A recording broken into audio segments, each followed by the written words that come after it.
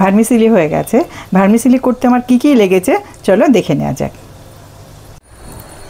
সুজির ভার্মিসেলির জন্য আমি প্রথমে নিয়েছি কড়াতে জল, তারপর দিয়েছি নুন, অল্প করে দিয়েছি ভিনিগার আর দিয়েছি সাদা তেল, দিয়ে এটাকে ফুটিয়ে নিয়েছি ঠিক যেমনভাবে চাউমিন সেদ্ধ করে। আর এইটা ভার্মিসেলি, বাট ময়দারও না আটারও না, এটা সুজির ভার্মিসেলি।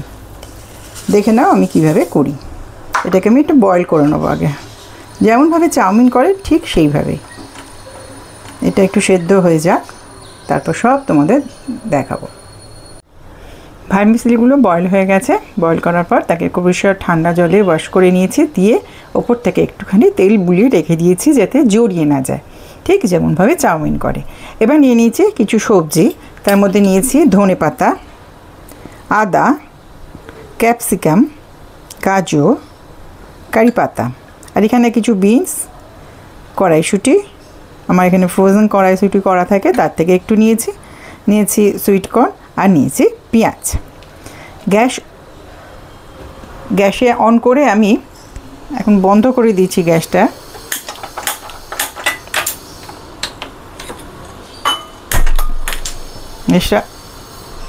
তেলটা গরম হয়ে গেছিলো বলে বন্ধ করে দিয়েছিলাম, আবার দিলাম। এখন এতে দিয়েছি কি জিরে, সর্ষে আর শুকনো লঙ্কা। এখন আমি দিচ্ছি এতে অল্প করে একটুখানি হিং,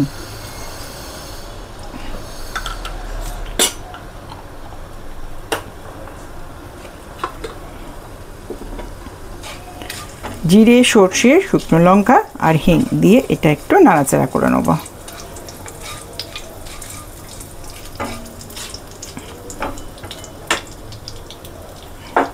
এবার এক এক করে সব সবজিগুলো দিয়ে দেবো।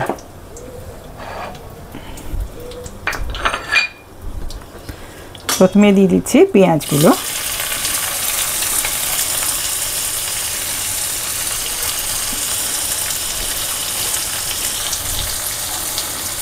একটুখানি আদা কুচি করে রেখেছিলাম সেইটাকে দিয়ে দিলাম। হালকা করে একটু নাড়াচাড়া করে নেব।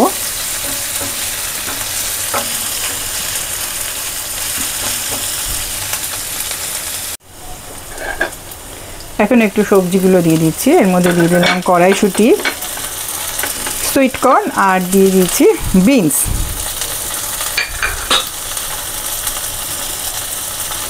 এবার ধনে পাতাটাকে একটু তুলে রাখলাম, এটাকে একটু পরে দেবো। এটা তুলে রেখে তার সঙ্গে দিয়ে দিচ্ছি ক্যাপসিকাম, গাজর আর কারি পাতা। কারি পাতাটা একটু ফ্রিজে ছিল অনেক দিনের, 4-5 দিনের ছিল, তাই একটু কালো কালো হয়ে গেছে। কারি পাতার গন্ধটা কিন্তু খুব ভালো আছে।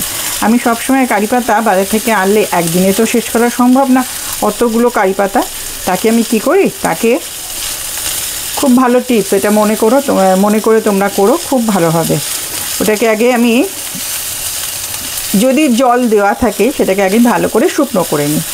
হ্যাঁ, পাকার তলায় একটু শুকনো করে নিই, তারপরে সেটাকে আমি খবরের কাগজের মধ্যে মুড়ে নিয়ে একটা ভালো প্লাস্টিকের মধ্যে নিয়ে প্যাকেটে দিয়ে ভালো করে মাথা থেকে গেট লাগিয়ে দিই, দিয়ে ফ্রিজে রেখে দিই। অনেক দিন থাকে আমার এই কারি পাতা।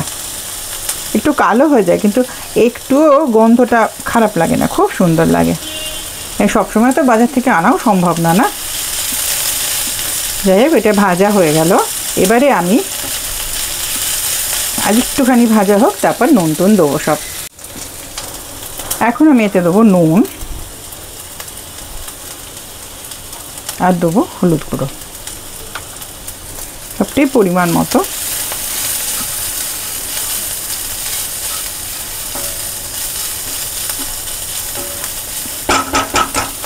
অবশ্যই করো এইভাবে, ভীষণ ভালো লাগে খেতে, ভীষণ ভালো লাগে, খুব টেস্টি হয়। এটা তুমি ব্রেকফাস্টে খেতে পারো, কখনো ইচ্ছা করলে লাঞ্চেও করতে পারো, আর স্ন্যাক্স, ডিনার যখন খুশি করে এটা খেতে পারো, ভীষণ টেস্টি হয়। এবার আমি দিয়ে দিচ্ছি ভার্মিসেলি।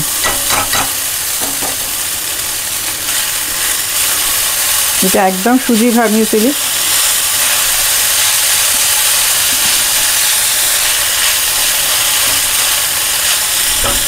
এর সঙ্গে আচ্ছা একটু পরে ধনেপাতা দেবো, এটা খুব ভালো করে আগে নাড়াচাড়া করে নিই। এখন আমি দিয়ে দিচ্ছি ধনেপাতা,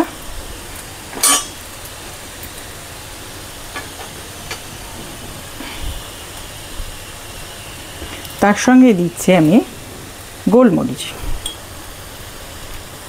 কিন্তু ফ্রেশ গোলমরিচ দিলে খুব ভালো খেতে লাগে। সব শেষে আমি দিয়ে দিচ্ছি, এটা আমার খুব ভালো লাগে, এখানে 1/4 টিস্পুন গাওয়া ঘি আমি এটা দিয়ে দিলাম। এবার খুব ভালো করে নাড়াচাড়া করে নিয়ে আমি তোমাদের সার্ভ করে দেবো। অসম্ভব টেস্টি হয়েছে, তোমরা এইভাবে করে আমাকে জানাতে কিন্তু ভুলো না তোমাদের কেমন লাগলো।